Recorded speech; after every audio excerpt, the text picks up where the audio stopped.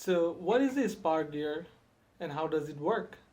And how can we find the mechanical advantage, velocity ratio, and efficiency? So spar gears are the simplest gear. It is a straight cut gear. The edge of the teeth are parallel to the axis of rotation. So first, let's talk about our setup. We have two same size spar gear. One would be driver. I tagged it as a D, and the other one is follower. So it's tagged as F. So this will drive the follower. We have two arrows here at the top to see the movement. If we do one revolution of the driver, the follower will have one revolution, so they are of the same size. So how about the teeth and the diameter? So the teeth, they are touching each other. Each of them has 60 teeth, and the pitch diameter is 60 millimeter also. So the last thing to notice of our setup is that if I give a counterclockwise rotation of our driver, our follower is rotating clockwise, so they are opposite direction.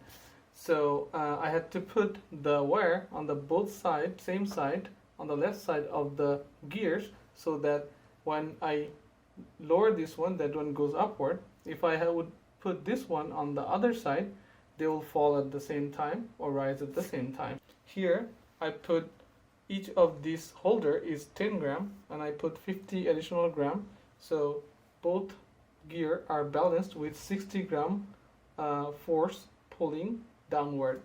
We can convert the grams into Newton, but the mechanical advantage and velocity ratio will use the ratio, so the conversion is not necessary.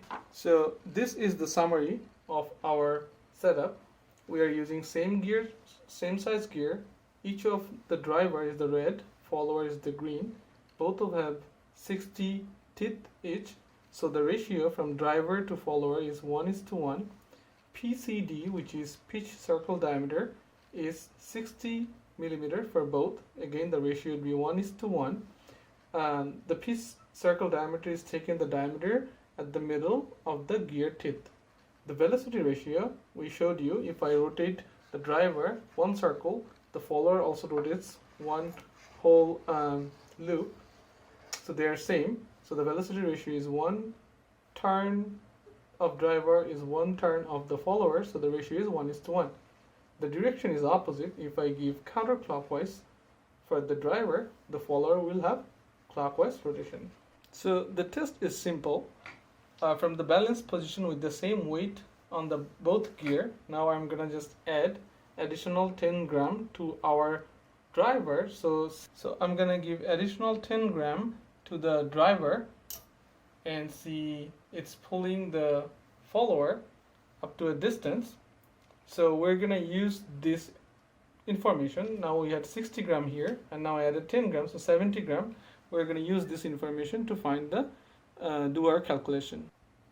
So this is the summary of our calculation for the same size gear. The mechanical advantage is the ratio of load over effort. So our load on the effort the follower was 60 gram divided by the effort. It took 70 gram to move the load on the follower upward. So 60 divided by 70, which is 0.86. So our mechanical advantage is 0.86. How about the velocity ratio? The velocity ratio, there is different ways to find the ratio. Here we took the velocity ratio by turns. So for one turn of D driver, how much turn for the follower?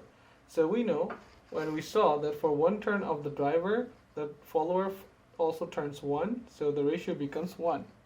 And now the easy part, finding the efficiency, mechanical advantage over velocity ratio multiplied by 100 in percentage, so 0.86 over 1 into 100, that gives us 86%.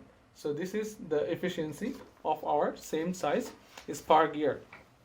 So what is the application of the same size gear?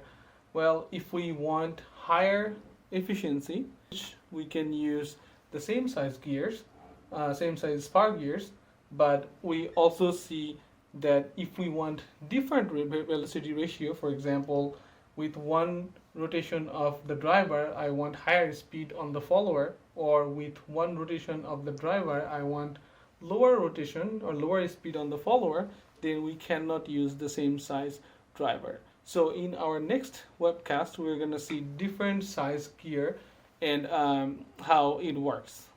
I'll put the link below